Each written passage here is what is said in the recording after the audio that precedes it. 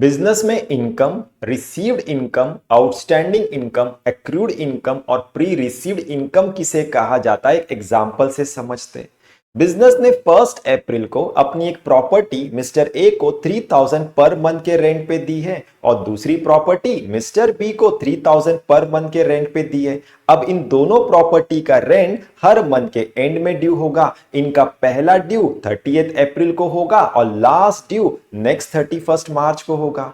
Business की property ने इन दोनों को पूरे साल में 12 महीने की सर्विस प्रोवाइड की है। बिजनेस ने मिस्टर ए को 36,000 की सर्विस प्रोवाइड की है और मिस्टर बी को भी 36,000 की सर्विस प्रोवाइड की है। तो यहां पे बिजनेस का इनकम ए से 36,000 होगा और बी से भी 36,000 होगा। ये समझ में आ गया।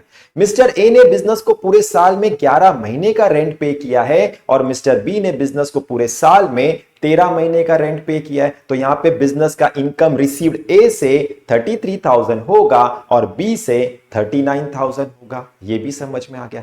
मिस्टर ए का एक महीने का रेंट 3,000 जो बिजनेस में ड्यू हुआ है लेकिन बिजनेस को रिसीव्ड नहीं हुआ है, उसी 3,000 को आउटस्टैंडिंग इनकम कहा जाता है। ये भी समझ में आ गया।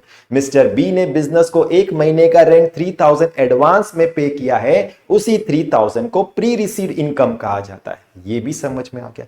बिजनेस ने 16 अप्रैल को अपनी एक प्रॉपर्टी मिस्टर सी को 3,000 पर मंथ के रेंट पे दिए। अब हर मंथ के मिड में इस प्रॉपर्टी का रेंट ड्यू होगा। इसका पहला ड्यू 15 मई को होगा और लास्ट ड्यू नेक्स्ट 15 मार्च को होगा।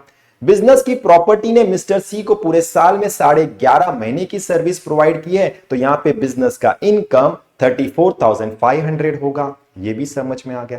मिस्टर सी ने बिजनेस को पूरे साल में 11 महीने का रेंट पे किया है। तो यहां पे बिजनेस का इनकम रिसीव्ड 33,000 होगा। ये भी समझ में आ गया।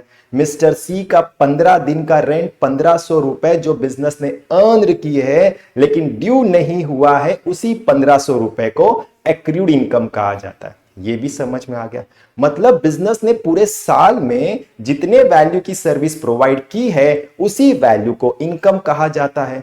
जितने वैल्यू की सर्विस रिसीव्ड हो चुकी है, उसे रिसीव्ड इनकम कहा जाता है। जितने वैल्यू की सर्विस रिमेनिंग है, उसे आउटस्टैंडिंग इनकम कहा जाता है। जितने वैल्यू की सर्विस बिजनेस ने अर्न की है लेकिन ड्यू नहीं हुई है, उसी वैल्यू को एक्रूड इनकम कहा जाता है।